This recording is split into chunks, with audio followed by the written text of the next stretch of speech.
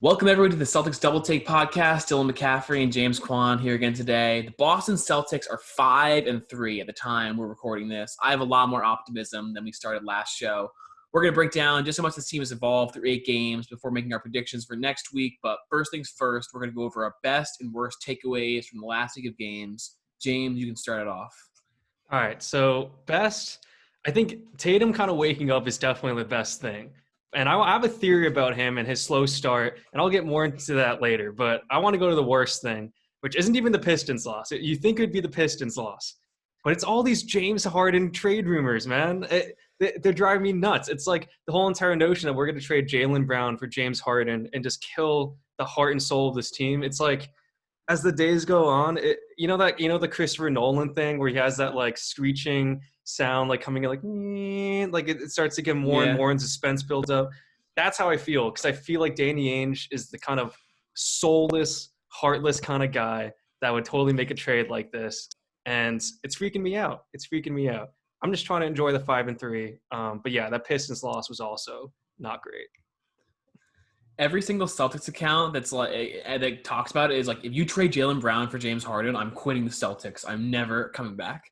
I agree, dude. If we trade him for about that, James Harden, I'll jump off a bridge. But anyways, your best and worst. My best thing is Jaylen Brown. Jaylen Brown this week was a number one scorer several times. He is shooting 70+% from mid range. He's shooting 58% on the year, best on our team, and just he has always been super efficient. Like, he's always been like a super efficient third option, and now he's a super efficient second option. I thought that he'd be missing more shots having that he's been forced to take, but he has had a great week. And the worst thing for me is the kind of problems we've carried from last year, which is that we get into huge deficits in certain games. The Pistons game, we were down by like 25 in the first quarter, and then we come back from them, and then we get to the last few minutes of the fourth quarter, and we're so timid. We don't want to win those games for some reason. The Pistons and the Pacers series, both of them were super close games both times, and we just, in the last couple of minutes, it's hard to watch this team. Like, it's like sometimes Tatum will like just hit every shot, and then sometimes he won't. And when he doesn't, like we're scrambling. That's true. So let's just get into it. We beat the Pacers in the second game. That was a good game. We killed the Grizzlies. That was Jaylen Brown's 42-point night, career high. We took a loss to the Pistons without Blake Griffin, which was tough. Derrick Rose showed up, vintage Derrick Rose. But then we were able to beat the Pistons, and we were able to crush the Raptors last night. So up and down, but mostly up, especially compared to the first week. Yeah, I mean, listen, a bad loss is going to happen here and there. But the Pistons, I'm glad we didn't do the podcast after the Pistons loss, because I think we would have had a very different attitude. But seeing Tatum, kind of, restart what he would – because here's the thing, this time last year – we're talking about if Jason Tatum could possibly sneak in to like a top 3 kind of MVP discussion type thing. Like he was playing that well, and him getting kind of back to that against the Raptors, and him kind of like showing this, like, I'm just going to let this 35-footer fly, and if I miss, I miss kind of attitude. That's a good thing to see.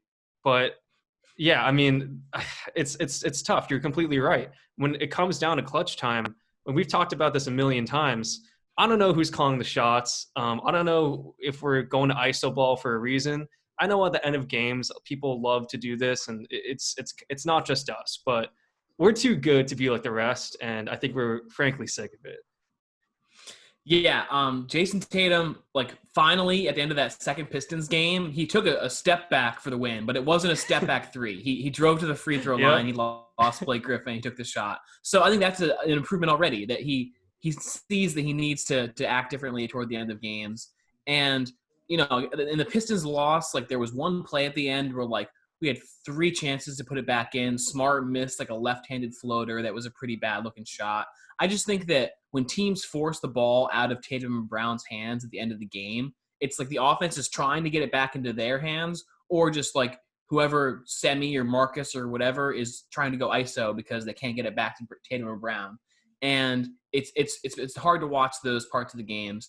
But I will say that our second unit, our bench, has looked much more formidable in the last couple games. You mean Pritchard? I think that Pritchard is making a name for himself. Like, if you take Pritchard away, maybe it tips toward negative, but Yeah. Pritchard has been awesome. He had 23 points and 8 assists against the Raptors. We can talk about Pritchard. Pritchard, like, he has trouble losing guys a lot. Like, he's not the most athletic or quickest, but he's got a great handle. And when he doesn't get open to score, he gets someone else open and makes great passes. Like, that's what I'll say is that, when Grant Williams or Semi Ojeleye get the ball, like, we need to get out of their hands as quickly as possible. But Pritchard, we can trust the ball in his hands. Even when, like, Tatum or Brown's on the floor, like, I'm happy with him running the offense, at least so far. Yeah, no, and I want to go to the Raptors game, and not to just move off this Pistons loss, and I want to speak a little bit more about our inconsistency, but there is a moment there in the Raptors game where we're down by like 6 or something, and Pritchard single-handedly like brought us back into it, and then from that point on we just dominated. But Pritchard was the turning point. And that was a huge moment for me. And you're right. He doesn't have that elite separation, but he has this uncanny ability to make difficult shots. He's apparently been a winner everywhere he's gone. So I'm buying into this guy. I think, and I texted the group chat there is a reality that exists where he becomes and develops into the third guy. This third guy that we've really been missing. Not that Kemba isn't that guy or that Gordon Hayward can be that guy, but that really like identifies with the team that is like a Celtic for life type. Like, this guy's going to be paired with Tatum and Brown for the foreseeable future. The way that he plays the game, I love his game. I love that he doesn't necessarily – the offense doesn't need to flow through him, but he's also not afraid to take the game over whenever. He can really flip that switch whenever he wants. I think it's great. It's kind of like, in college, you have this friend group and you like meet this guy in class or this random person and you're just like, oh, this guy's pretty chill. And all of a sudden you're like, oh, this guy might be a part of the team. Like, this guy might join like this friend group and stuff and like impresses you. And then you're like, okay, like, you're actually the way that Pritchard shows like different things and like the different nuances of his game. It just fits so well with what we're doing. Maybe I'm just high on him. Maybe it's just 2 weeks, but I'm saying, am I wrong? Am I wrong that he could he's got some crazy potential? I know, I agree. He's like this. He's one of the smartest decision makers we have out there, and positively impacts the game almost like more than anyone other than Tatum and Brown. Because Smart was out the other night, and Smart is currently the only other player besides Tatum and Brown who's averaging double-digit points. And I'd like to see Pritchard get more minutes because I think that Pritchard can be a third or fourth option on this team. I'm surprised he's not with averaging 10 points. I'm surprised. He hasn't really gotten there's been games where he's gotten 5 minutes. Like we lean toward Jeff Teague the first couple games. It's only been 8 games, but he's been doing super well. Making up for this draft class that includes Naismith, because Naismith is Naismith is the worst defender on our team. Like he can't stay in front of anyone, and it's like, okay, like maybe he's raw, but at least we got a shooter. Except he can't shoot. It's super disappointing because so far 8 games he can't shoot. He does not look like an NBA player. You are right about that. Not at all.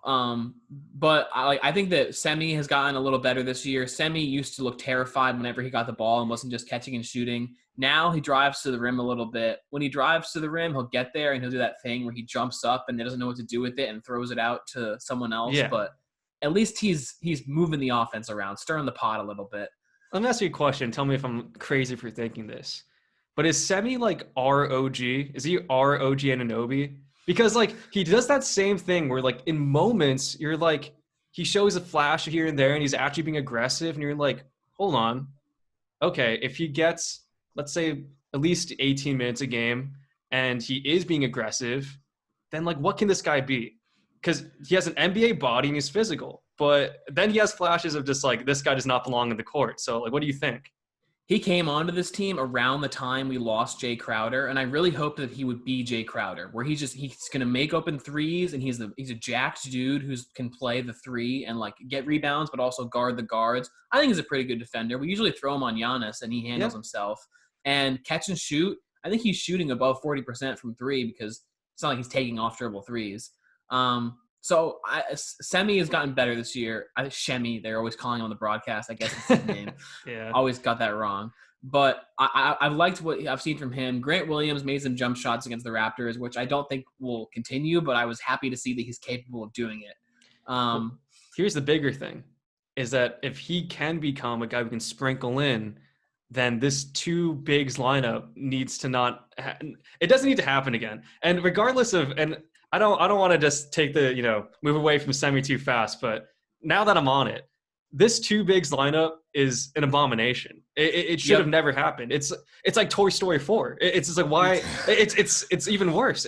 There's actually no reason for it. The way that we could sprinkle in the bigs, we can like cycle them out. We don't need to have them on the same. Listen, Tice does not. We can say now with confidence this year. Can we just like tell him to stop taking shots? Like, would that ruin his confidence? And we're just like, hey Daniel, you've done a lot of great things for us, taken a lot of elbows to the face. You got dunked on a lot. I understand you've given a lot for this team, but you're not allowed to take a three for the rest of the year.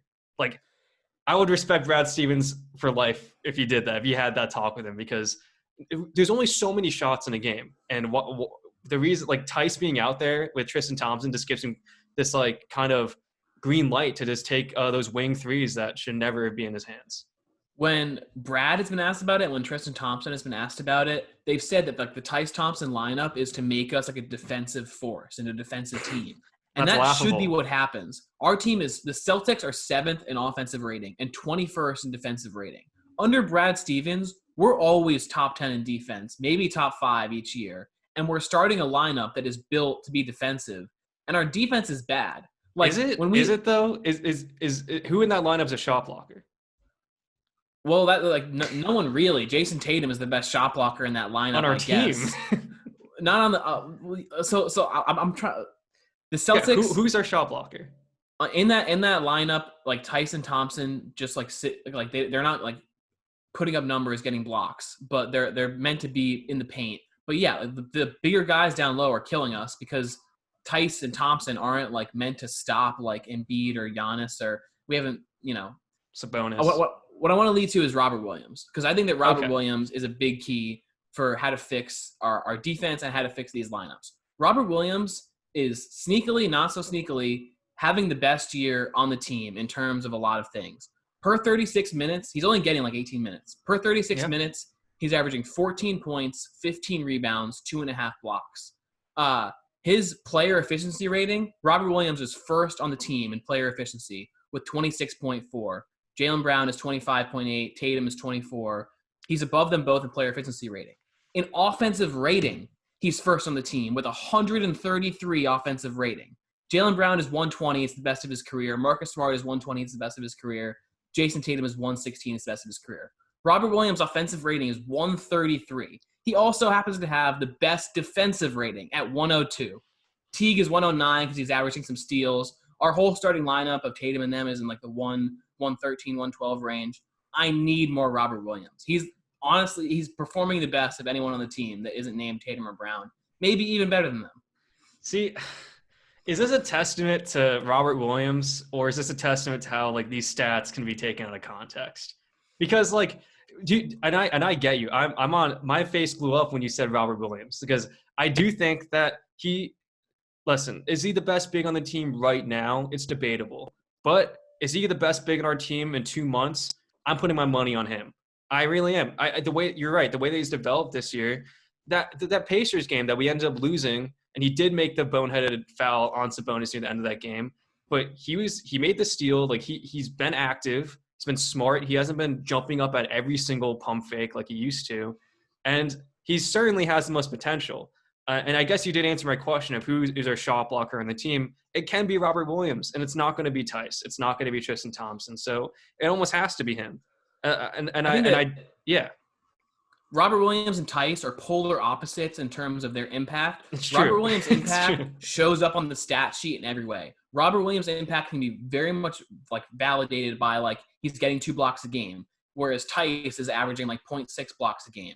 Whereas I think Tice might be playing better defense, better team defense than Robert Williams. Robert Williams, sometimes his feet don't move that much, but he's going to be getting the blocks and putting up the numbers.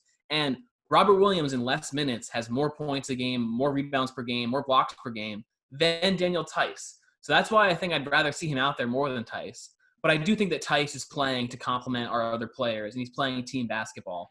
But that's like the history with Daniel Tice, is that it's hard to watch him. The refs hate Daniel Tice as well. Give him a little credit for that. Listen, he's the most hated man by the referees. The refs hate the Celtics. NBA. The refs hate the Celtics. I know other fans and literally of any other team groan at us saying that fans hate this, that the refs hate the Celtics, but it is true. It is true. And if you watch the games, then you'll agree with us. I don't know if Tice, like, and this, I promise you, this is the last thing I'll say about Tice for the rest of the podcast. This is not I hate Tice podcast, but I don't know if he does, like, if he plays the best with our team, or if he has his impact, or he moves the ball. I literally think that he, first of all, is a defensive liability, and he's not like he can hit free throws either. Like, I just don't see what he does. I don't see what the perk is of not having Robert Williams in instead of him. If Robert Williams has a classic Time Lord game and fouls out in a quarter, then so be it. But why not give him the shot? It just makes no sense to me. I mean, we'll talk about the actual games, in a second. But, like, I just think that even take him at, just, like, evaluate him as a player, like, combine style. What does he provide? Like, what is he good at? And I don't see anything. I really don't. I don't think he has a place on this team after this year. That's the last thing I'll say about him. That's the last thing I'll say. This isn't a Tice Dig podcast, but it's true. Daniel Tice right now is averaging 21 minutes a game. He's 6th on the team versus Robert Williams. He's 10th on the team, averaging 16 minutes a game. So Robert Williams is the 10th man in our rotation. Our rotation, which seems to run like 12 guys deep for some reason, like we're still getting like Javonte Green and Tremont Waters and Naismith, like they're averaging all more than 10 minutes a game as the 11th, 12th, and 13th men. I don't know if we need a rotation that's 13 deep, but I get that we're trying to just see who's showing up each night and who's going to earn their way into this lineup. Tremont Waters started the other night. Yeah, and I'm glad you brought him up, because I think we need to ask the question, if Pritchard is going to play like this and we're going to start Tremont Waters, like, what is Jeff Teague's role? I've talked about it a little bit in our previous episode, but, like, in my opinion, Teague has been very underwhelming. I don't think that he's been playing well. And if we trust Waters enough to start, and Pritchard's looking like he's looking, do you put Teague in that Carson Edwards, Romeo Langford package of, like, 3 guys we got to get rid of, like, sooner rather than later? I'd rather get rid of Tremont. I like Tremont, but I don't like him more than Carson, and I don't think he's better than Teague. Teague is he's only taking 2 threes per game, but he's shooting 58% so far from 3. And, like, I'll take that guy. I know, but he's a veteran, and he doesn't turn the ball over a lot, and he makes threes, which is, like, the most you could ask from anyone other than our top 3 players, really. Tremont Waters, I am very open to trading him and Carson and whoever else as pieces to get, like, a starting caliber player, because what we have is, 4 guards under the age of 23, none of which who can really play. At any time, we could have traded those draft picks for role players and starting caliber players. So if we can still trade those guys, I'd like to. But, how about Carson, Romeo, and Tremont for you see how bad Aaron Baines looked in that Raptors game? You think we can get Baines back for that? I hope we can get Baines back. That would be great. It's definitely selling low. And this is to say, and this is a tangent, but, I love Carson Edwards, and I, was so hyped when we draft him. I call him, the next Steph, and he's totally let me down. And, we can keep giving Tremont Waters a shot. Romeo Langford needs to have another shot because he hasn't proven us anything. Yeah, he hasn't had a shot, I guess. I'm becoming more okay with selling low on them. If we traded Carson Edwards right now, we wouldn't get what his value is worth. But to increase his value, if we have to give him significant minutes, we have to give Tremont Waters 20 minutes. I don't want to do that. I want to get a stretch 4 that can make threes and play defense. And I'm not afraid to say it, Danny. No, it's true. Maybe trade. No, Pritchard playing this well invalidates our last 3 first-round picks. It just makes them completely irrelevant because we don't need him anymore. We just don't. He's the guy that we thought that Romeo was going to be. He's the guy that we thought Carson could be. He's done it all. He's done it all in 8 games. And I don't know what Danny Ainge does in this situation because he's too prideful to admit that he made a mistake on all these guys. But you're right. I think it needs to happen. Now, let's get back to the actual games because I think that Raptors game was actually huge for us. Again, it's one game, and the Raptors are playing in freaking Florida, but they've been bad. Yeah, and they have been bad, but they're still. Don't be fooled. It's not like it's a bad team. They have a lot to adjust to. But the way that we played against them compared to what we were playing like them against in the playoffs last year, they do miss Marc Gasol, they do miss Serge Ibaka, but dude, like a lot of like the ways that the Raptors were kind of able to stifle us last year in the playoffs in certain games, it was just not there. We really had an answer for everything. And also Spicy P, I mean, prayers up for Siakam. The dude needs to figure it out. I mean, he looked real mild in that game. I missed the first minute. Was he benched to start the game? They've been doing that as a disciplinary action. That's a little ridiculous. Like, what's going on in Toronto, or what's going on in Tampa? Yeah, it's like some weird college strategy. It's like, oh, you're not playing well, I'm going to bench you. Like in the NBA, you think you'd give him more minutes, you try to get him going. But maybe he came in with an attitude of like, this is my team, and came out flat. Who knows? Nick Nurse he's a man of basketball science. We had like the Raptors game, we were hitting on all cylinders. Like Tatum hit so many of those just walking up threes. And then our guys on the bench, like Grant Williams and Semi Ojeleye and Pritchard, are all hitting open threes. Like if we can do that against good teams, we'll beat good teams. Like playing like that would have beaten the Nets. But we don't show up like that every night. Grant Williams is going to hit those every night. Semi's going to have bad nights. But it's good to see this week, if nothing else, that Tatum and Brown are like really stepping into being like a star tandem. They have the Tatum and Brown duo has the most points scored of any duo in the NBA so far, which is the most you can ask for from this team where we're relying entirely on them. So it was a good week. And guys like Pritchard and Rob Will like are showing strong signs of breaking into a bigger role. So a lot of positives from this week. And the Raptors win was like the cherry on top, the nice little blowout we had going there. Yeah, and the Pistons loss is like dropping your whole ice cream. Like, what are your keys? What are your keys? Because, in my opinion, I think it was. Listen, it's definitely better than our 1-2 first week, obviously, but we obviously there's just something a little missing. I feel like whether it's Pritchard getting more minutes, whether it's Rob Will like turning into the guy that we want to be, like, what do you think is the biggest key? Because in my opinion, I think we're just three like adjustments away from being right back where we were last year, especially with Kemba coming back in January. I think that Pritchard is filling the hole of Kemba, where it'd be nice to have a ball-dominant point guard that could like get guys open and score as well. And so Pritchard is covering that. But what Pritchard needs to be when Kemba comes back, or what Romeo Langford needs to be, or what Naismith was supposed to be, was just another scoring option to create his own shot and like make open shots. And if Romeo Langford can come back and average 12 points a game and just make open threes, then I think that this team will become like a lot more unstoppable. But just when we only have two very good scorers and the rest of the guys only feed off of like the gravity that those two draw, we're just missing like another piece to make us more dynamic. Like when we play against teams that play really good defense against Tatum and Brown and force the rest of our team to make shots, like we have no inside scoring really. And you need Pritchard or Teague or someone to go off for 15 plus points in order for us to have a chance in those games, which is the void that Kemba will fill. But even when Kemba comes back, I'd love for Pritchard or Romeo or someone to just be able to provide another option like that. Because against like the Pacers, like it's hard to see how much deeper they are than us. They have like 9 starting caliber players. And when our bench goes against their bench, we were just getting embarrassed. It's true. We're not a deep team right now.